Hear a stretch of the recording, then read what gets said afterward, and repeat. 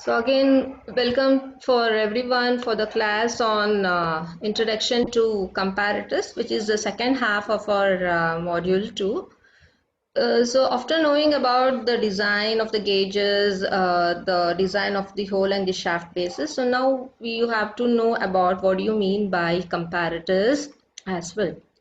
So anyone have any idea related to what do you mean by a comparator? Anyone? You have the meaning in the word itself. What do you mean by comparator? Comparison. So here you will be just comparing the unknown dimension of a component with reference to the some standards, and hence the name comparators. Okay.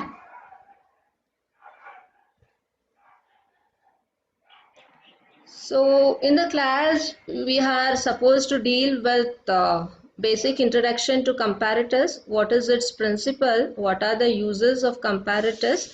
The characteristics of it and the classifications. So this we are supposed to cover in today's class.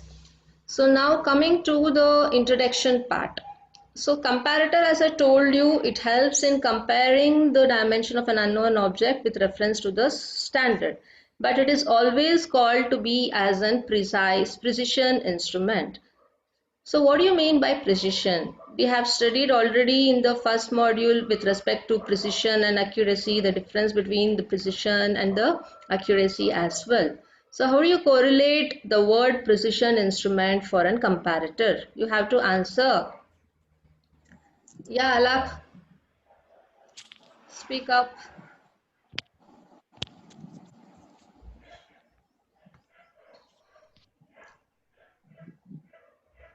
What do you mean by an precision instrument? So if you want to answer everything, how do you interact in the class, everything will be counted for your final IA. So be careful that you answer the questions which is being asked. Okay, if you unchange your name, I can recognize your name by your USN number also. So suppose if you use an instrument to measure the weight of some object, and every time if it gives you the same value, then you tell like how precise the instrument is, because it is giving an consistent value for the same condition in which you are measuring. So then you can say that the given instrument is more precise. So if you get difference in each measurement, then you cannot tell it is an precision instrument. So basically comparator gives you the closeness value to that of the exact object or any body which has to be measured into, and hence it is called as the precision instrument. So as I told, it is employed to compare the dimension of a given component with respect to the given standard. So when you compare between the given component and the standard, sometimes you get the difference. So the variation what you get in the difference between the component and the given standard will be given by the deviation in the dial indicator what it shows. So it is used in order to compare the dimension and find out the difference between the given component and the given standard. So this is the main application and the concept why the comparators are used. Okay, so now coming related to where it is being used exactly. Usually the comparators plays a vital role in electrical and electronic projects where circuits are mandatory. Why? Because the comparators are mainly used to convert from analog form to that of the digital. So you also call it in short form as AD converters. So this plays a vital role in designing electrical or electronic circuits, and hence comparators play a vital role in electrical and electronic projects basically. Okay.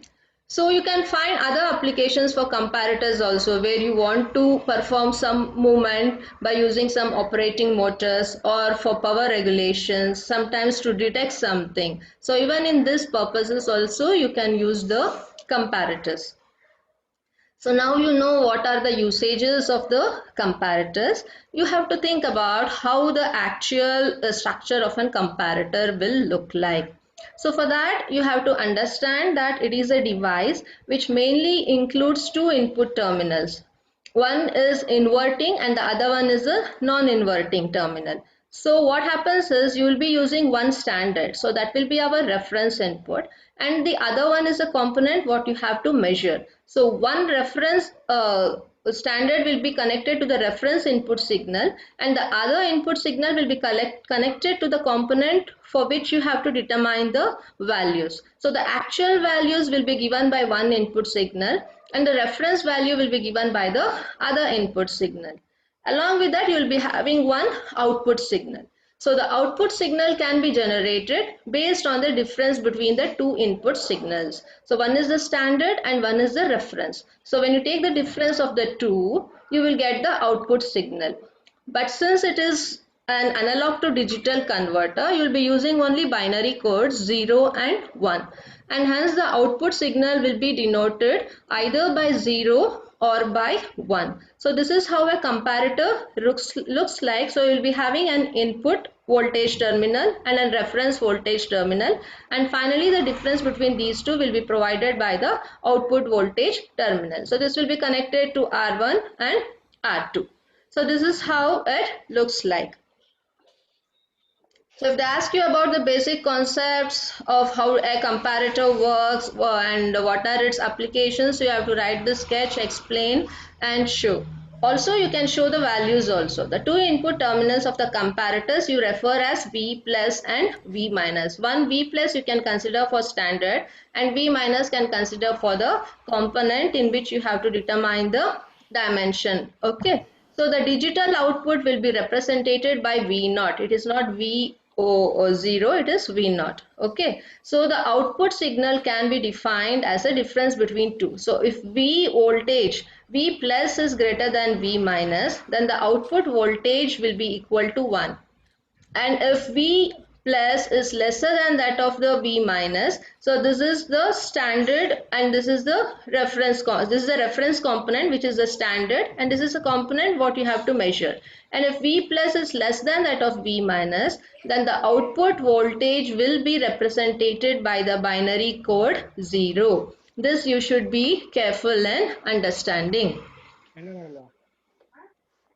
Okay, so this was the initial background about comparator, how the device looks like and how the output voltage is extracted from that of the input reference and the input component in which you have to determine the values. After knowing the things, now we have to come across where the comparators are actually used in wider sector. Okay, so it is basically used as an laboratory standards also, because we are using comparators in order to compare the standard with that of the unknown. So it can also be used as working gauges wherever the applications are needed. It can also be used as final inspection gauges, and it could be also used as receiving inspection gauges, and it could be also used for checking newly purchased gauges. So in everything you are comparing to get the exact value or the difference between the standard and the unknown components. So these are the wide areas in which a comparator can be used exactly. And the common specific applications we have discussed already. So this is a wider area. So after knowing the usage, the application and the concept of comparators, you should be knowing about the characteristics. Basically, comparators are of robust in design nature. So what do you mean by robust design? Have you heard about the word Taguchi?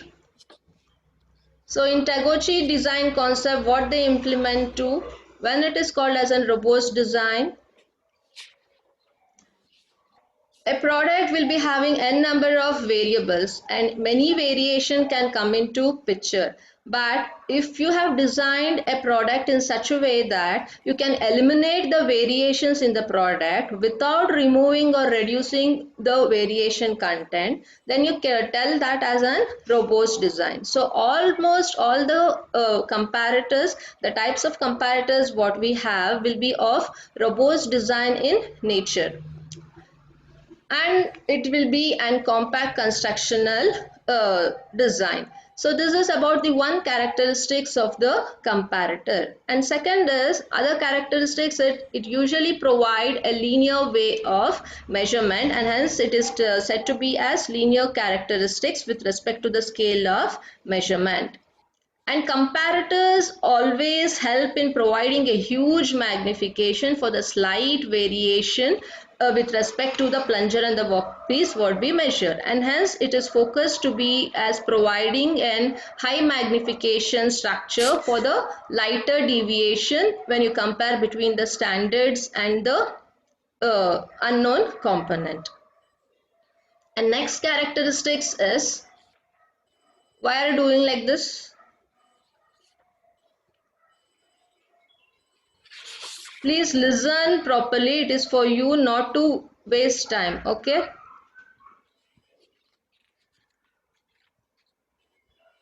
So next is it helps in providing quick results. And next you can tell how versatile the equipment is. So you can adapt to any activities or any type of functions which are essential. So it is versatile in nature. The comparators are versatile in nature, and also it come across with minimum wear at the contact point. So contact point is nothing but where the deviations are measured. So at the plunger and the workpiece point where it moves, so it will be having minimum amount of wear. So these are the main characteristics of comparators. Ma'am, Yeah. can you repeat the high magnification point again? Yeah, 1 second. So here high magnification is nothing but, so when you have the plunger and the workpiece in contact, so it helps in smaller deviations. I'll come across with respect to different type of comparators. So for you in brief, what you can tell is you will be having a dial indicator, suppose, and you will be having a workpiece. So at the tip of the dial indicator, you will be having a plunger. So the movement of the plunger on the workpiece, there will be a small amount of deviation what we measured. So but that small amount of deviation will be measured so exactly with an higher magnification scale, because we'll be using different type of mechanical means in order to move the pointer in the dial indicator. So even the small deviation in the error which come across between the standard and the component could be measured easily by the dial indicator, because it is showing, it is responding for the very small deviations in a magnified scale, so that even a very small amount of error could be detected and the deviation could be shown in the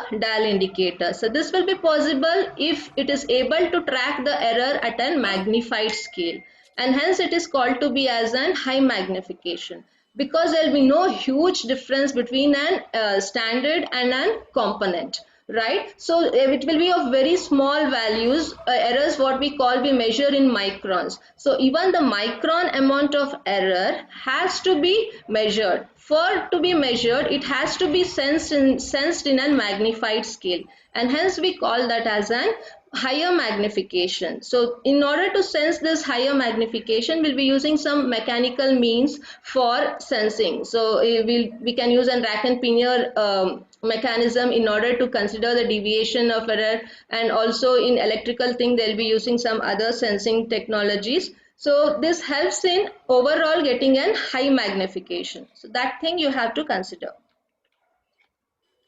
Yes, ma'am. So understood? Yes. Yeah.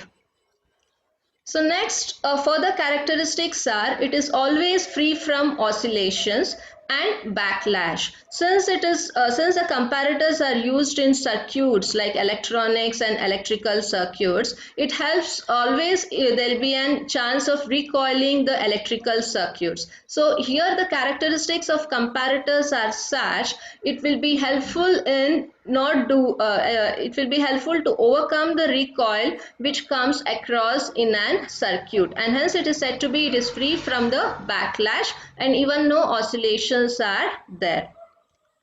And next characteristics in comparators is it can it is very easy in order to insert the workpiece and remove the workpiece. There is no hindrance in the insertion of the workpiece at the time of measurement. And always you'll be having a comfortable and an adjustable table which supports the workpiece.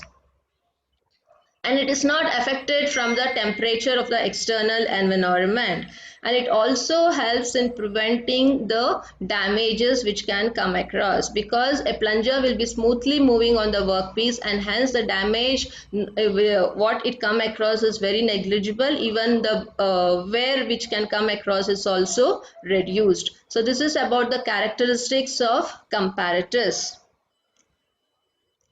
Listen carefully, we are going in depth with respect to the different type of comparators. We are not here to play. Please remove the things what you have highlighted on the screen. Be quick. Please remove all the things which has been there on the screen. So this is related to classification of comparators. Be serious enough and as a professional engineering students. So these are about the classification of the comparators. So basically there are different type of comparators: mechanical comparators, electrical comparators, pneumatic comparators, and so on. But we have to go in depth with respect to different types of comparators one by one. So now we have to study about the mechanical comparators. So in mechanical comparators, again we have different type of classification. One is the dial indicator, the Reed type comparator, Sigma comparator, Johnson microcrotar comparator, and mechanical optical comparator. So before going to different types of comparators, first we have to understand how a mechanical comparator works. So here mechanical comparators are called to be self-controlled, and no power or any other form of energy is required. It is not using any external source as an power in order to drive the mechanical comparator, because it employs its own mechanical means for magnifying the small movement to that of the measurement in the indicator. So this mechanical means plays a vital role whether you are getting high magnified movement for small errors. Okay, so it depends upon which means you use to get the higher magnification, even for the smaller movement of error when you compare between the standard and the unknown component. So that is it will depend on mainly which type of mechanical means you use. So finally, the movement is due to the difference between the standard and the actual dimension, as I told you. So this is how a mechanical comparator works. So it is self-driven. It is not using any external source for the movement of the dial indicator. It uses its own mechanical means, which is in-source and not an outsourced thing. And finally, it delivers the difference between the standard and the actual dimension. Okay, so this is a structure of the dial indicator. How does it look? I hope all of you have used it already. And this is the mechanism. So here it is using rack and pinion mechanism in order to get the required movement of the pointer on the dial scale, right? So you'll be having a plunger here, right? So the tip of the plunger will be connected to the workpiece. So when the plunger is been moved, even the small deviation in the movement will be sensed by the connecting point here. So this makes the rack and pinion mechanism to rotate, and the amount of rotation here delivered will be deflected by the pointer on the dial scale. So it moves with respect to the deflection which has been needed. So they are not using any external means of power needed in order to make the pointer move. It is just the in-house mechanical means which has been used in the mechanical comparator, and hence it is so called to be as an self-driven. With respect to the movement achieved from the rack and pinion mechanism, the pointer will be deflecting on the scale. So this is the basic principle. This is a dial indicator which is connected to a plunger. First you will fix the standard piece and set the pointer of the dial indicator to be as 0. So this will be the height you will be knowing for the standard. And then you will remove the standard and you will place the workpiece. then if you have the variation in the workpiece, then automatically it shows you the deviation. So the amount of deviation what you will be getting will be the difference between the value of H1 and H2. So this is how the basic principle of the dial indicator works. That's what it's been told here. So first you will adjust to 0, and on it with a standard job, which is our standard, then you'll take the reading H1, and then you will replace the standard job with that of the workpiece, take the reading H2, then find the difference between H1 and H2. Okay, so this will be indicated by the dial of the comparator. So further, some concepts what you have to understand is it operates on the principle that are very slightly upward pressure on the spindle. So the upward pressure will be applied due to the plunger movement on the workpiece, and this upward pressure of the movement in the spindle will be connected to the contact point through which the gears and the levers will be communicated. Okay, so as a result, it indicates on the face of the dial by the dial finger. So you have a dial finger which indicates the movement. And also you know how the structure of the dial indicator looks like. So dial indicator basically consists of a body with a round graduated dial. You have a contact point connected with a spiral or a gear train mechanism, so that the hand on the dial face indicates the amount of movement on the contact point. So I have explained you already the pointer, the dial indicator, the gear mechanism here. So the movement of the plunger will be deflected on the spindle of the gear mechanism, which helps in getting the required movement on the dial indicator with the help of pointer. Okay, so after knowing the actual principle how it works of a dial indicator, now we have to know the applications of it. For every type of comparator you will be having applications, so see that you will be thorough with all the applications as well. So a comparator is mainly used to compare two heights or distance between narrow limits. Okay, so it can be used as a standard to compare the two heights directly, or to measure the narrow limits, distance between the narrow limits. So you will be having some tolerance range, upper limit and lower limit, and it is also helpful to get the exact measurement between the narrow limits.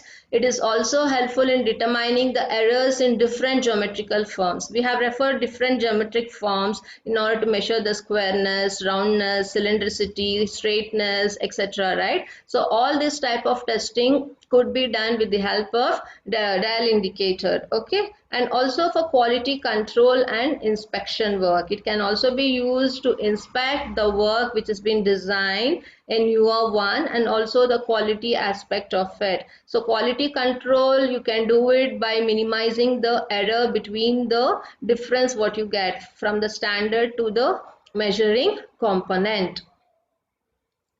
And it is also used to check the alignment of the lathe centers by using suitable accurate bar between the centers, so that the alignment of the lathe will be accurate.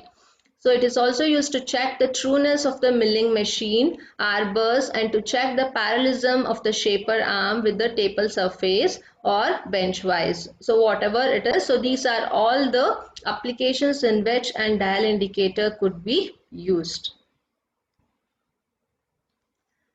So next you should know another type of mechanical comparator, which is nothing but Johnson microcator. So what do you mean by Johnson microcator? How it works? What is the principle behind? So it is a principle, the principle behind a Johnson microcator is, if you apply a tension on an string, so then a twisted string, it helps in untwisting the thing. So this is a basic spring motion concept which is used in many children toys to get the movement on in the toys, like movement and unmovement of it. So the same concept is being used in Johnson microcator also. How many times for you people to inform? Remove the lines. Please remove it.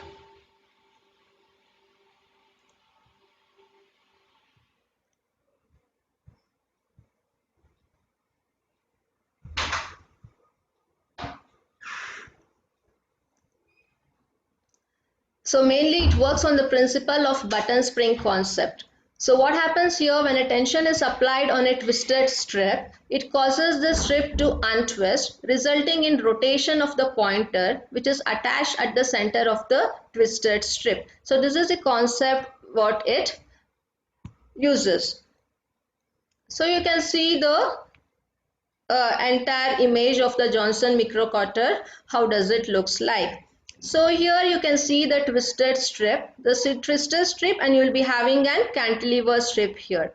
So what happens is this is the plunger, and the plunger tip will be connected to the workpiece.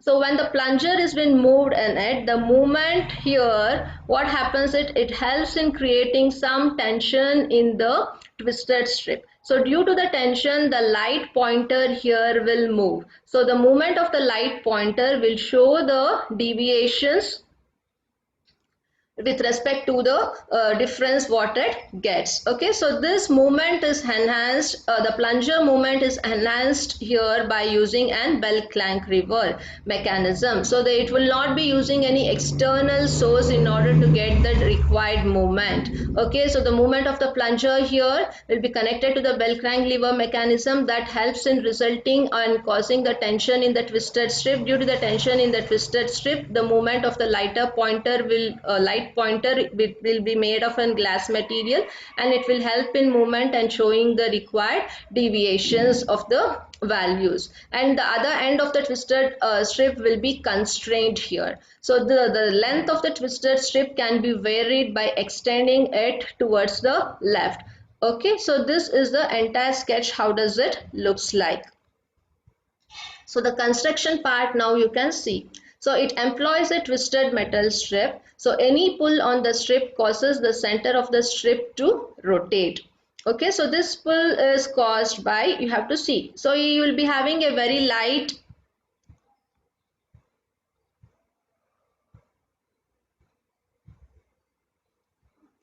You'll be having a light pointer made up of glass tube is attached to the center of the metal strip. This glass tube will be attached to the center of the metal strip. The measuring plungers on the slit washer. So you'll be having the measuring plunger, what I told you, which is connected to at the slit washer. Okay.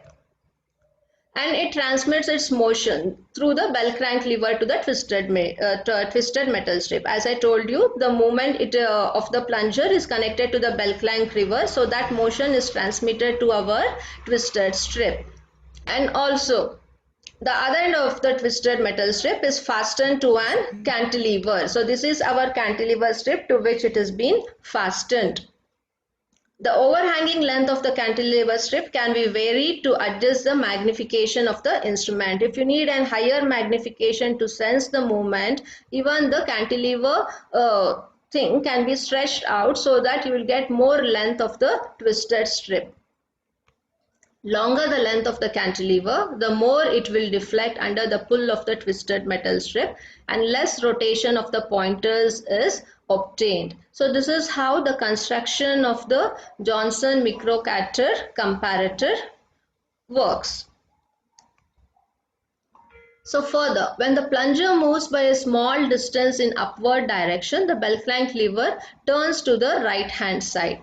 If the plunger moves by a small distance in the upward direction, then only the bell crank lever turns on the right hand side.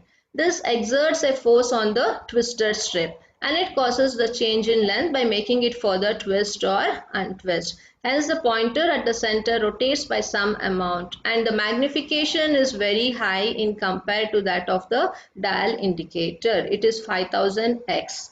Okay, so this is the concept how the Johnson microcutter works. So in actual, a Johnson microcutter comparator looks like this.